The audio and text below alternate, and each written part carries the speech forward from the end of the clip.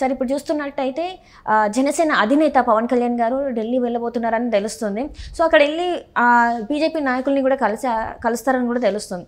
So అక్కడికి వెళ్ళిన తర్వాత సీట్ల గురించి మాట్లాడతారా, లేకపోతే పొత్తు గురించి మాట్లాడతారా, లేకపోతే చంద్రబాబు నాయుడు గారిని అడ్డు పెట్టుకొని ఏపీలో వాళ్ళ పాగా వేయాలని గట్టిగా చూస్తున్నారా? అసలు ఎలా చూడాలి సార్ ఇది? సో ఏపీలో విచిత్రమైనటువంటి రాజకీయ పరిణామాలు ఉన్నాయని చెప్పి మనం చెప్పుకోవచ్చు. ఎందుకంటే బీజేపీకి ఏమాత్రం ఉనికి లేదు ఆంధ్రప్రదేశ్లో. అయినప్పటికీ కూడా అన్ని పార్టీలని బీజేపీ ఆడిస్తుంది. అక్కడ ప్రతి పార్టీ కూడా బీజేపీకి తెలియకుండా, బీజేపీ పెద్దలతో కలవకుండా ఏ నిర్ణయం తీసుకోవట్లా. అటు జగన్మోహన్ రెడ్డి ముఖ్యమంత్రి హోదాలో ఢిల్లీ వెళ్ళి రాజకీయాల గురించి మాట్లాడడానికి ఆయన వెళ్ళారు. ఆల్రెడీ వాళ్ళు వెళ్తున్నారు. ఆయన పవన్ కళ్యాణ్ రేపో మాపో ఆయన ఢిల్లీ వెళ్ళబోతున్నారు. వీళ్ళిద్దరు తర్వాత చంద్రబాబు నాయుడు కూడా ఢిల్లీ వెళ్ళేటువంటి అవకాశం ఉందని చెప్పి తెలుగుదేశం పార్టీ వర్గాల్లో వినిపిస్తుంది. అంటే ఈ మూడు పార్టీలకి ఆంధ్రప్రదేశ్లో ఉన్నటువంటి వాటికి అధిష్టానం ఎవరైనా అంటే బీజేపీలో ఉండేటువంటి ఆ పెద్దలు, బీజేపీ పెద్దలు, ఢిల్లీలో ఉన్న పెద్దలు, నరేంద్ర మోడీ, నడ్డా, లేకపోతే అమిత్ షా, వీళ్ళు ఉన్నారు అనేది అర్థమవుతుంది. సో వాళ్ళు ఏది చెప్తే అది వీళ్ళు వింటున్నారు అనేది మనకు క్లియర్గా అర్థమవుతుంది. సో ఇలాంటి పరిస్థితుల్లో ఇప్పుడు పవన్ కళ్యాణ్ ఢిల్లీ వెళ్తున్నారు, రేపో మాపు ఢిల్లీ వెళ్తున్నారు. అసలు ఎందుకు వెళ్తున్నారు, అవసరం ఏమొచ్చింది అని అంటే పవన్ కళ్యాణ్ ఢిల్లీ వెళ్ళడానికి ప్రధానంగా పొత్తులకు సంబంధించినటువంటి అంశం. ఇప్పటి వరకు సీట్ల షేరింగ్ విషయంలో తెలుగుదేశం పార్టీకి అలాగే జనసేనకి ఒక క్లారిటీ రాలేదు. దాని మీద చంద్రబాబు నాయుడు పవన్ కళ్యాణ్ ఇవాళ రేపు కలుసుకోబోతున్నారు. వీళ్ళిద్దరు కలిసిన తర్వాత ఒక అభిప్రాయానికి వచ్చిన తర్వాత అప్పుడు ఈ సమాచారాన్ని ఢిల్లీకి మోసుకెళ్ళడానికి పవన్ కళ్యాణ్ సిద్ధమవుతూ ఉన్నారు. అక్కడ మళ్ళీ గ్రీన్ సిగ్నల్ ఇవ్వాలి. అక్కడ మళ్ళీ గ్రీన్ సిగ్నల్ ఇచ్చిన తర్వాత ఈ బీజేపీ, జనసేన, తెలుగుదేశం పార్టీ పొత్తు ఫైనల్ అయ్యేటువంటి అవకాశాలు ఉన్నాయి. సో ఇది ఏదేమైనప్పటికీ కూడా చంద్రబాబు నాయుడు అయితే బిందాస్గా ఉన్నాడు. కారణం ఏంటంటే తను ఇవ్వాలనుకున్నది చాలా క్లియర్గా పవన్ కళ్యాణ్కి చెప్పేశారు. పవన్ కళ్యాణ్ చంద్రబాబు నాయుడుకి అవగాహన ఉంది. పవన్ కళ్యాణ్కి చాలా క్లియర్గా 22 స్థానాలను మించి ఇవ్వలేము, ఒకవేళ ఇచ్చినా కానీ గెలిచేటువంటి అవకాశం లేదు, పొత్తులో భాగంగా జనసేనకి అనేది తెలుగుదేశం పార్టీ చెప్పినట్టు తెలుస్తుంది. చంద్రబాబు నాయుడుకి పవన్ కళ్యాణ్కి మధ్య కూడా ఆ మేరకు అవగాహన ఉన్నట్టు కూడా అత్యంత సన్నిహితంగా ఉండేటువంటి వర్గాల నుంచి అందుతుంది, ఇరు పార్టీల నుంచి కూడా. సో ఇలాంటి పరిస్థితుల్లో జనసేనకి 50, 60 అసెంబ్లీలు, 10, 12 ఎంపీలు ఇవ్వాలనేది హరిరామ జోగి లాంటి వాళ్ళు, ముద్రగడ పద్మనాభం లాంటి వాళ్ళు కోరుకుంటున్నారు. హరిరామ జోగి అయితే నేరుగా అప్పుడప్పుడు అది మర్చిపోకుండా వారానికి ఒక లెటర్ రాస్తూనే ఉన్నాడు. ఎవరికి? జనసేన పవన్ కళ్యాణ్కి.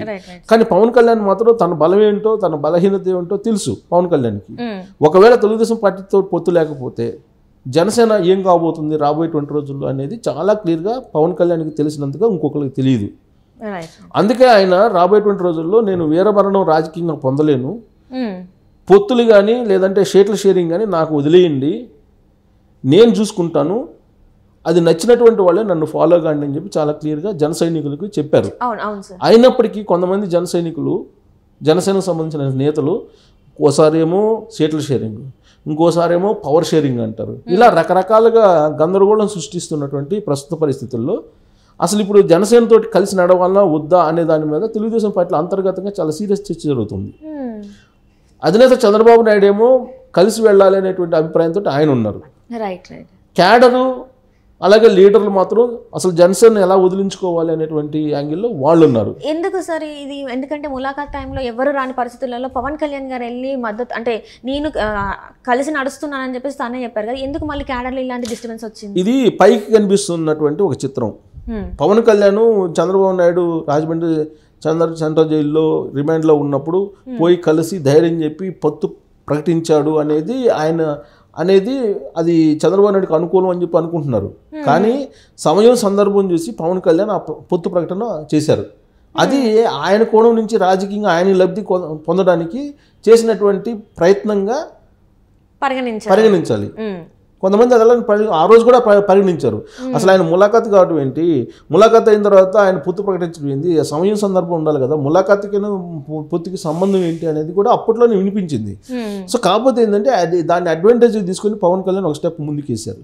ఇవాళ పరిస్థితి ఏంటంటే తెలుగుదేశం పార్టీ సభల్లో గ్లాస్ గుర్తు, పవన్ కళ్యాణ్ ఫోటోలు డయాస్ మీద కనిపిస్తున్నటువంటి పరిస్థితి ఎక్కడ చూసినా కానీ ఇప్పుడు తెలుగుదేశం పార్టీ సభల్లో కనిపిస్తుంది ఏంటంటే చంద్రబాబు నాయుడు, లోకేష్ కన్నా కూడా పవన్ కళ్యాణ్ గ్లాస్ గుర్తు ఇవే కనిపిస్తున్నాయి. తర్వాత జనసేన యొక్క జెండాలు ఇవే కనిపిస్తున్నాయి. ఇలాంటి పరిస్థితుల్లో తెలుగుదేశం పార్టీకి సంబంధించిన ఒరిజినల్ క్యాడరు చాలా బాధపడుతుంది. ఎలా జనసేనని వదిలించుకుంటే బెటర్ అనేటువంటి యాంగిల్లో చాలామంది తన అభిప్రాయాన్ని అధిష్టానం వద్ద వెలిబుచ్చారు. అయినప్పటికీ చంద్రబాబు నాయుడు మాత్రం ఎట్టి పరిస్థితుల్లో కూడా మనం జనసేనతో కలిసి వెళ్ళాలి, ఒకవేళ 1-2 సీట్ల విషయంలో కన్నా త్యాగానికి అయితే సిద్ధంగా ఉండాలి అనేది మానసికంగా ఒక క్యాడర్ని లీడర్ని సిద్ధం చేస్తున్నారు. ఇలాంటి పరిస్థితుల్లో చంద్రబాబు నాయుడు అలాగే పవన్ కళ్యాణ్ ఇద్దరు కూడా కలవబోతున్నారు. ఇవాళ రేపు కలిసేటువంటి అవకాశం ఉంది. వీళ్ళు కలిసిన తర్వాత ఒక ఒపీనియన్కి వచ్చిన తర్వాత అప్పుడు పవన్ కళ్యాణ్ ఢిల్లీ వెళ్ళబోతున్నారు. అంటే ఢిల్లీ ఎప్పుడు వెళ్తారు? వీళ్ళిద్దరి మధ్య ఒక అవగాహన వస్తే. సో వీళ్ళిద్దరి మధ్య అవగాహన వస్తుందా రాదా అనేది తర్వాత సంగతి. వచ్చినా రాకపోయినా బిందాస్ చంద్రబాబు నాయుడు ఎట్లయినా ఒకటే, సింగిల్గా పోయినా ఇవాళ ప్రభుత్వాన్ని ఏర్పాటు చేసేటువంటి అవకాశం ఉందని సర్వేలు చెప్తున్నాయి. తర్వాత పవన్ కళ్యాణ్ని పెట్టుకొని నడవడం అనేది రాజకీయం కష్టం అనేటువంటి అభిప్రాయాన్ని తెలుగుదేశం పార్టీలో ఉండే క్యాడర్ కానీ కొంతమంది లీడర్లు కానీ వాళ్ళు చంద్రబాబు నాయుడికి పదే పదే చెప్తూ ఉన్నారు. ఇలాంటి పరిస్థితుల్లో బీజేపీ పెద్దలే అనుకుంటున్నారు పవన్ కళ్యాణ్ని పెట్టుకొని వెళితే బాగుంటుంది అనేటువంటిది ఒక అభిప్రాయం వ్యక్తం చేస్తున్నారు. కానీ వాస్తవంగా వాళ్ళకు కూడా తెలుగుదేశం పార్టీ లేకుండా జనసేన బీజేపీ కలిసి వెళితే ఫలితాలు ఉండవు అనే సంగతి తెలుసు వాళ్ళకి. కారణం ఏంటంటే తిరుపతి ఉప ఎన్నికల్లో పోటీ చేశారు ఇద్దరు కలిసి, డిపాజిట్లు కూడా రాలా జనసేనకను బీజేపీ కలిసి వెళ్తే. ఆ తర్వాత బీజేపీ వాళ్ళు ఆత్మకూరు ఉప ఎన్నికల్లో బద్వేలు ఉప ఎన్నికల్లో పోటీ చేశారు, డిపాజిట్లు రాలా. సో కాబట్టి తెలుగుదేశం పార్టీ లేకుండా బీజేపీ జనసేన రెండు వెళ్ళినా కానీ డిపాజిట్లు రావు. అట్లాంటి పరిస్థితుల్లో తెలుగుదేశం పార్టీతో ఒక మైండ్ గేమ్ ఆడి వీళ్ళనంత ఎక్కువ సీట్లు తీసుకోవాలి అనేటువంటి యాంగిల్లో వాళ్ళు గేమ్ ఆడుతున్నారు బీజేపీ పెద్దలు. ఆ గేమ్లో పవన్ కళ్యాణ్ పడిపోయాడు. సో పవన్ కళ్యాణ్ ద్వారా ఆట ఆడుతున్నారు వాళ్ళు బీజేపీ పెద్దలు. ఇది తెలుసుకోలేకపోతున్నారా సార్ మరి పవన్ కళ్యాణ్ జనసేన అధినేతగా? జనసేనాని తెలుసు, జనసేనానికి కూడా తెలుసు, పవన్ కళ్యాణ్కి కూడా తెలుసు. పవన్ కళ్యాణ్ బీజేపీ పెద్దలు ఇద్దరు కలిసి ఆడుతున్న నాటకమే ఇది.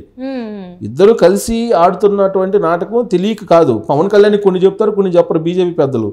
వాళ్ళు ఆడిస్తున్నారు, ఇతను ఆడుతున్నాడు. సో ఇతను ఆటలో అరటిపండు అవుతాడా, లేకపోతే తెలుగుదేశం పార్టీ జనసేన కలిసి ఒక అభిప్రాయానికి వచ్చి వెళ్ళిపోతారా అని అంటే ఢిల్లీ బీజేపీ పెద్దల మీద ఆధారపడి ఉంది. ఇప్పుడు ఢిల్లీ బీజేపీ పెద్దలు ఏం చెప్తారో అది వినేటువంటి పరిస్థితి పవన్ కళ్యాణ్ ఉంది. ఇప్పుడు ఇన్ కేసు తెలుగుదేశం పార్టీని కాదని కనుక తెలుగుదేశం పార్టీ అలాగే కమ్యూనిస్టులు కలిసి వెళ్తే జనసేన బీజేపీని కాదని ప్రభుత్వం ఏర్పడే అవకాశం ఉందని సర్వేలు క్లియర్గా చెప్తున్నాయి. సో అలాంటి పరిస్థితుల్లో ఏది జరిగినా చంద్రబాబు నాయుడు అయితే బిందాస్, మీరే తేల్చుకోండి అని చెప్పి పవన్ కళ్యాణ్ చెప్పేటువంటి అవకాశం ఉంది. పక్కాగా ఒక 22 స్థానాలకు మించి ఇవ్వము, అసెంబ్లీ 2 ఎంపీల కన్నా ఇవ్వము, లేదా 3 ఎంపీలు ఇంతకన్నా ఇవ్వము అనేటువంటి ఒక ప్రతిపాదన అయితే చంద్రబాబు నాయుడు ఉంచారు. దానికి ఒప్పుకున్నాడు పవన్ కళ్యాణ్ అనేది కూడా వినిపిస్తూ ఉంది ఆంతరంగిక వర్గాల ద్వారా. ఇది కాకుండా అదనంగా బీజేపీ వాళ్ళు 10 అడుగుతున్నారు ఎంపీలు, 40 ఎమ్మెల్యేలు అడుగుతున్నారంటే ఈ సీట్లలో బీజేపీ వాళ్ళు తీసుకుంటారా లేదా మీరు జనసేన వాళ్ళు తీసుకుంటారా అది మీ ఇష్టం.